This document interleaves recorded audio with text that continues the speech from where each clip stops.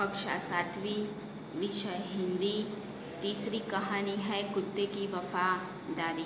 उसके लेखक है लल्लू भाई रबारी।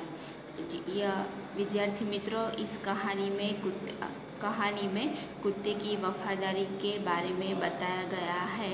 कुत्ते वफादार होते हैं। मनुष्य में नहीं होता, जानवरों में भी होता है। वफादारी का गुण केवल मनुष्य में नहीं होता, जानवरों में भी होता है।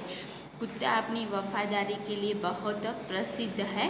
ये कहानी का सरल अर्थ मैं आपको बताती हूँ। इस कहानी में एक वफादार कुत्ते की कहानी है। जो मालिक होता है उसको उसका कुत्ता प्राण से भी ज़्यादा प्यारा होता है। उसके हाथों से एक दिन उसकी मृत्यु हो जाती है और बाद में मालिक को अपने अविवेक पर पश्चाताप होता है और वह बाद में उसकी समाधि बनाकर अपनी भूल का प्रायश्चित करता है। वह कुत्ते की समाधि गुजरात के पाटन जिले में राधनपुर नाम एक छोटा सा नगर था।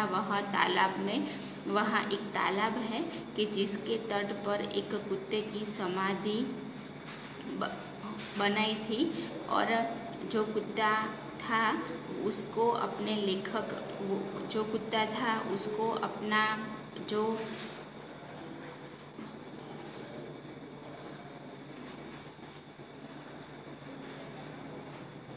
विद्यार्थी मित्रों, मैं आपको कुत्ते की वफादारी का जो कहानी है वो कहानी में हिंदी और उसके बाद में मैं आपको उसका गुजराती में ट्रांसलेट समझाती हूँ। आप ध्यान से सुने। पहले मैंने जो आपको बताया था वो कहानी का एक सरल अर्थ है।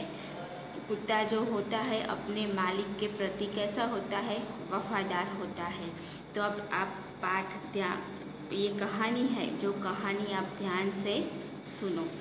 पुराने ज़माने में व्यापार का सामान लाने ले जाने का काम बंजारे करते थे। એટલે કે પહેલાંના સમયમાં માલ સામાન લાવવા અને લઈ જવાનું કામ વણઝારા લોકો કરતા હતા। एक बंजारा था तो एक वणझारो हतो। वह अपने ऊँट पर गांव का माल सामान लाद कर शहरों में ले जाता था।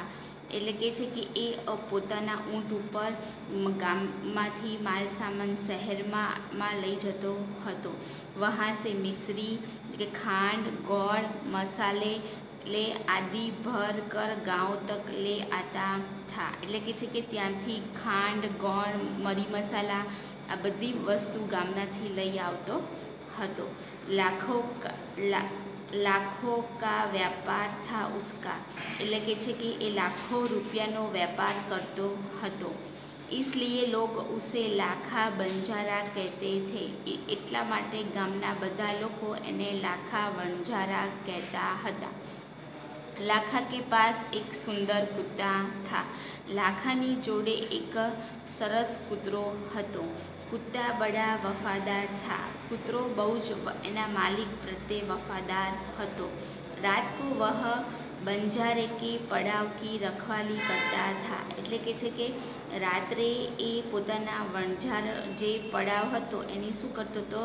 चौकी करतो हतो। अगर चोर लुटेरे पड़ाव की तरफ आते दिखाई देते थे तो कुत्ता भौंक भौंक कर उन्हें दूर भगा देता था।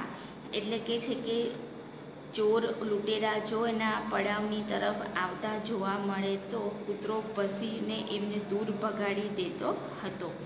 बंजारा अपने कुत्ते की वफादारी से बहुत खुश था। वणझारो एना कूतरानी वफादारी थी बहु खुश हतो। एक बार बंजारा व्यापार में मार खा गया और रुपयों की ज़रूरत आ पड़ी। एक वखत वणझाराने व्यापाરમાં બહુ જ નુકસાન થયું અને એને પૈસાની જરૂર પડી। वह राधनपुर के एक सेठ के पास पहुँचा। એટલે કે રાધનપુરમાં એક શેઠ હતો એની પાસે गयो। उसने अपनी बात बताई, एने पोतानी संपूर्ण बात जणावी। सेठ ने कहा, रुपये तो मैं दे दूंगा, मगर उसके बदले में तुम क्या गिरवी रखोगे? એટલે કહે છે કે હું પૈસા તો તને આપીશ, પણ એના બદલામાં તું મારી પાસે ગીરવીમાં શું વસ્તુ મૂકીશ? लाखा बोला, सेठ जी मेरे पास फूटी कौड़ी भी नहीं है। लाखो कहे छे कि सेठ जी मारी पासे एक पण पैसा नहीं, मैंने व्यापार में सब कुछ खो दिया है। मैं व्यापार में बधुज खोई दीधु छे। मेरी जबान पर विश्वास रखे और मुझे रुपये दे दीजिए। એટલે કે છે કે મારાથી વ્યાપારમાં ઘણું બધું નુકસાન થઈ ગયું છે, તો તમે મારી બોલી ઉપર વિશ્વાસ રાખો અને મને પૈસા આપો।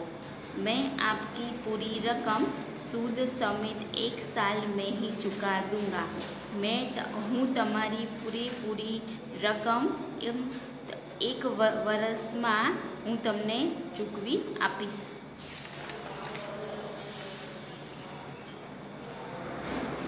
सेठ बोले, कोई बात नहीं, तुम्हारे पास यह कुत्ता है तो तुम उसे ही जमानत के रूप में दे दो।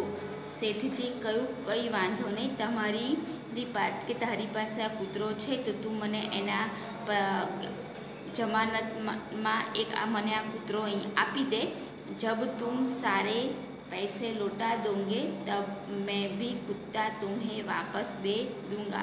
એટલે કે છે કે તું મને મારા બધા પૈસા જ્યારે પાછા આપી દઈશ ત્યારે હું તને તારો કૂતરો પાછો આપી દઈશ। बंजारे को तो दुख तो बहुत हुआ अपने कुत्ते को देने में, मगर कोई चारा नहीं था। वणझाराने बहु दुख थयुं, पण एनी पासे कूतरा सिवाय बीजी कोई वस्तु हती नहीं एटले एने रुपया एने गिरवी वस्तुमां एनी पासे कोई वस्तु न हती तो एने कूतरो आपवो पड्यो।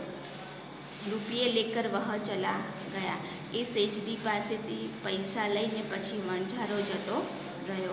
कुछ दिन बीते, थोड़ा दिवस बीती गया। एक बार सेठ के यहाँ चोरी हुई। एक दिवस सेठ जी ना त्यां चोर आव्या। कुत्ते ने चोरों का पीछा किया। कूतराए चोरनी पाछळ गया। कूतराए चोरनो पीछो कर्यो। दूर जंगल में जाकर चोर ने सारा माल सामान जमीन में गाड़ दिया। जे चोर